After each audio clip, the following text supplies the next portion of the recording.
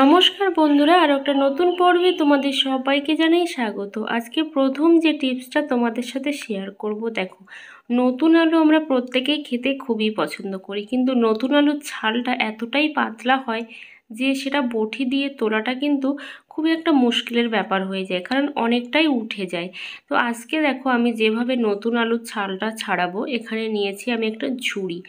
তো ঝুড়িটা কিন্তু নতুন পুরানো যে কোনো ঝুড়ি হতে পারে। তো এই ঝুড়ির সাহায্যেই কিন্তু আমি নতুন আলুর ছালটা তুলে ফেলবো। তো দেখো, এইভাবে কিন্তু হালকা করে ঘষলেই কিন্তু ছালগুলো উঠে যাবে। আর কিন্তু কোনো রকম বটি বা ছুরি কাঁচি কিছুই কিন্তু এখানে লাগবে না। তো তোমরা কিন্তু অবশ্যই টিপসটা কিন্তু ফলো করে এইভাবে কিন্তু তোমরা ছালটা তুলতে পারো। তো এটা যে সবাইকে করতে হবে তার কিন্তু কোনো রকম মানে নেই, কিন্তু এটা কিন্তু একেবারে সেই অন্ধের মতো কাজ, মানে কোনো রকম চোখে না দেখেই কিন্তু শুধুমাত্র হাত দিয়ে এই কাজটা তোমরা এভাবে সারতে পারো। তো দেখো, আমি কিন্তু আস্তে আস্তেই করছি। তো এভাবে কিন্তু তোমরা আলুর ছালগুলো তুলতে পারো, যত খুশি আলুর ছাল কিন্তু এভাবে তুলতে পারো। আমাদের গ্রামে কিন্তু এইভাবেই আলুর ছাল তোলা হয়, বিশেষ করে নতুন আলুর, কারণ প্রত্যেকেরই বাড়িতে ঝুড়ি থাকে আর প্রত্যেকেই কিন্তু এইভাবেই ছালটা তুলে থাকে। যদি টিপসটা ভালো লেগে থাকে আর চ্যানেলে নতুন বন্ধু হয়ে থাকলে অবশ্যই চ্যানেলটা সাবস্ক্রাইব করে পাশে থেকো, অল নোটিফিকেশানটি অন করে দিও নিত্য নতুন ভিডিও পাওয়ার জন্য। আর যারা অলরেডি চ্যানেলটা সাবস্ক্রাইব করে দিয়েছো সবাইকে জানাই অসংখ্য অসংখ্য ধন্যবাদ। তো দেখো, এইভাবে তোমরা কিন্তু অনেকগুলো আলুর ছাল তুলে ফেলতে পারবে। চলো বন্ধুরা, পরের টিপসটা শেয়ার করি। দেখো, এর মধ্যে আছে পনির। তো পনির কিন্তু আমাদের অনেক সময় কি হয় যে আমাদের পনিরের মধ্যে কিন্তু একটা বরফ জমে যায়। এই এটা কিন্তু হয় যখন ফ্রিজটা খুব হাইতে দেওয়া থাকে, তখন কিন্তু এই বরফটা জমে থাকে। আর তখন আমরা সাথে সাথে বের করেও কিন্তু রান্না করতে পারি না, অনেকটা টাইম কিন্তু ওয়েট করতে হয়। এখানে দেখো বরফ জমে আছে। আর নর্মালে মানে নিচের দিকে পনিরটা রাখলে তো পনিরটা নষ্টও হয়ে যায়। তো সেই জন্য সবসময় কিন্তু আমরা মিডিয়ামেই রেখে থাকি, কিংবা ডিপের নিচে রেখে থাকি, তখন কিন্তু এই প্রবলেমটা হয়ে থাকে।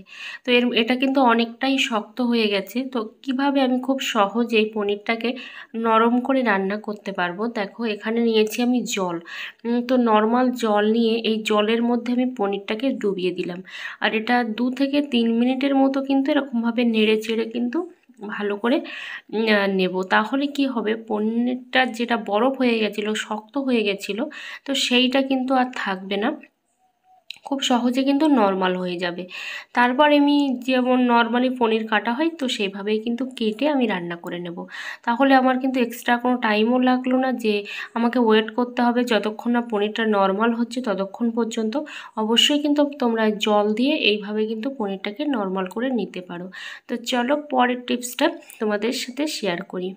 দেখো, চাল আমরা প্রত্যেকেই কিন্তু খেয়ে থাকি, কিন্তু সেই চালের মধ্যে অনেক সময় দেখা যায় কালো কালো পোকা, যেটাকে ঠোঁটে পোকা বলা হয়, পোকা কিন্তু তৈরি হয়। আর সেই পোকা দেখতেও ভালো লাগে না, আর আমাদের খেতেও ভালো লাগে না। আমাদের অনেকটা কষ্ট করতে হয় চালটা ধোয়ার সময় বা ঝেড়ে নিতে হয়। তো আজকে আমি একদম নর্মাল একটা প্রসেস দেখাবো, যাতে করে এই চালটা কিন্তু খুব সহজেই আমরা ধুয়ে নিতে পারবো। অটোমেটিক্যালি কিন্তু পোকাগুলো চাল থেকে বেরিয়ে যাবে, কোনো রকম টেনশন করার কিন্তু প্রয়োজন পড়বে না। তো এখানে আমি একটা পাত্রে চাল নিয়ে দেখাচ্ছি, তোমরা কিন্তু ড্রামের মধ্যেও রাখতে পারো। দেখো, এখানে নিয়েছি আমি একটা ক্রিমের কৌটা। এখানে তোমরা কিন্তু ক্রিমের কৌটার পরিবর্তে বাটিও নিতে পারো, গ্লাসও নিতে পারো, তো চালের পরিমাণ অনুযায়ী। আমি এখানে একটা খালি কৌটা নিয়েছি। এবার যে কাজটা করব, এর মধ্যে আমি দিয়ে দেব বরফ। যেহেতু বরফটা ঠান্ডা, তো সেই জন্য আমি বরফটা দিচ্ছি। তোমাদের কাছে যদি বরফ না থাকে তাহলে কিন্তু তোমরা নর্মাল জলও দিতে পারো এর মধ্যে, এই কৌটাটার মধ্যে। এবার এটা কিন্তু মাঝখানে বসিয়ে রাখতে হবে। আর এই যে পোকাগুলো আছে, সেই পোকাগুলো কিন্তু সহজেই একদম চাল থেকে কিন্তু বেরিয়ে বাইরে চলে যাবে, এই বরফটার কাছে কিন্তু আসবে না। মানে এটা কিন্তু আস্তে আস্তে বাইরে বেরিয়ে চলে যাবে। আর এটা কিন্তু 1-2 মিনিটের মধ্যে হবে না, একটু টাইম নিতে হবে, অন্তত 1 ঘন্টার মতো টাইম কিন্তু নিতেই হবে পোকাগুলো বের করার জন্য। তো আশা করি এই টিপসটা তোমাদের অনেকটাই হেল্পফুল হবে। আর যত পোকা আছে এর মধ্যে, কালো পোকা, সমস্ত পোকাগুলো কিন্তু বেরিয়ে চলে যাবে। আর এখানে আমি বরফ দিয়েছি, তোমরা এখানে নর্মাল জলও দিতে পারো, যেহেতু বরফ বেশি ঠান্ডা হয় সেই জন্য কিন্তু পোকাটা খুব বেশি তাড়াতাড়ি চলে যাবে। এখানে তোমরা বড় ড্রামের মধ্যেও কিন্তু দিয়ে রেখে দিতে পারো। আর অবশ্যই মুখটা কিন্তু একটু আলগা করে রাখবে, কারণ পোকাগুলো কিন্তু বেরিয়ে যাওয়ার যেন পথ পায়, তো সেরকমভাবে একটু আলগা করে রেখে দেবে। তো চলো পরের টিপসটা শেয়ার করি। দেখো, সুতো কিন্তু আমরা প্রত্যেকে ইউজ করে থাকি, সেটা ছোট যে গুটি সুতো সেগুলোও হতে পারে, বা এরকম ধরনের বড় বড় রিলগুলোও হতে পারে। তো সুতো কিন্তু ছড়িয়ে যায়, দেখবে এই মাথাটা খোলা থাকলে সেটা কিন্তু আস্তে আস্তে ছড়িয়ে যায়, তারপর আবার আমাদের গুটিয়ে নিতে হয়, একটু টান পড়লেই যে বেরিয়ে যায়, আমাদের কিন্তু বিরক্তিই লাগে। কারণ এভাবে যদি বেরিয়ে যায় তাহলে অনেকগুলো সুতোও নষ্ট হয়ে যায়, বা আবার কিন্তু আমাদের জড়িয়েও নিতে হয়। তো খুব সহজভাবে কিভাবে আমরা সুতোটাকে রাখলে এই সুতোটা আর নড়াচড়া করবে না সেটাই দেখাচ্ছি। দেখো, এখানে নিয়েছি আমি টিপ। তো এরকম টিপ তো আমরা প্রত্যেকেই ফেলে দিয়ে থাকি মাঝে মধ্যে, কারণ আবার মাঝে মধ্যে পরারও প্রয়োজন পড়ে না। তো সেই টিপ দেখো এখানে আমি এই সুতোর মুখে কিন্তু লাগিয়ে দিলাম। এভাবে এই সুতোর মুখে আমি লাগিয়ে দিচ্ছি, তাহলে যে সুতোটা বাইরে বেরিয়েছিল তার মুখে আমি লাগিয়ে দিলাম। এবার কিন্তু যতই এটা গড়াগড়ি খাক মাটিতে, তারপরেও কিন্তু সুতোটা একটু খুলে বেরিয়ে যাবে না। আশা করি টিপসটা তোমাদের অনেকটাই হেল্পফুল হবে। চলো পরের টিপসটা শেয়ার করি। দেখো, বাঁধাকপি আমরা প্রত্যেকেই খেতে পছন্দ করি, তো সারা বছরই কিন্তু আমরা বাঁধাকপি খেয়ে থাকি।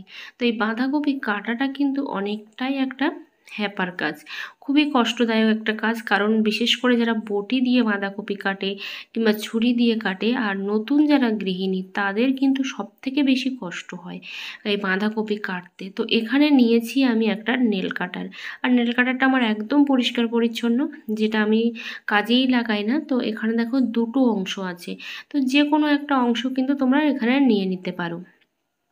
এবার এটা আমি কিভাবে এই নেল কাটারটা নিচ্ছি, দেখো এইভাবে কিন্তু আমি আটকে দিলাম। দেওয়ার পরে এইভাবে আমি সহজেই কিন্তু যেখানে মনে করবে যে এখানে দিলে সবথেকে বেশি সেফ মনে হবে সেই জায়গাটায় কিন্তু তোমরা এইভাবে বাঁধাকপির মধ্যে আটকে দেবে, দিয়ে এভাবে ঝিরিঝিরি করে কিন্তু কেটে নেবে। তাহলে কিন্তু আমাদের বাঁধাকপিটাও যেমন সুন্দর করে কাটা হয়ে যাবে, আর সাথে সাথে আমাদের হাত লাগানোর কোনো ভয়ও থাকবে না, আমাদের নখ কেটে যাওয়ারও ভয় থাকবে না, আঙুল কেটে যাওয়ারও কিন্তু ভয় থাকবে না। আমার ছুরিটাই ধার কম, তো সেই জন্য কিন্তু একটু কাটছে কম। অবশ্যই যারা রেগুলার ছুরি দিয়ে জিনিসপত্র কাটে তাদের ছুরিতে সবথেকে বেশি ধারও থাকে।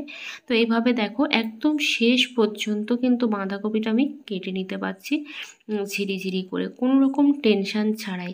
আশা করি টিপসগুলো তোমাদের অনেকটাই হেল্পফুল হবে, আর যদি হেল্পফুল হয়ে থাকে তাহলে কিন্তু একটা লাইক আর কমেন্ট করতে ভুলো না। চ্যানেলে নতুন বন্ধু হয়ে থাকলে অবশ্যই চ্যানেলটা সাবস্ক্রাইব করে পাশে থেকো, অল নোটিফিকেশানটি অন করে দিও নিত্য নতুন ভিডিও পাওয়ার জন্য।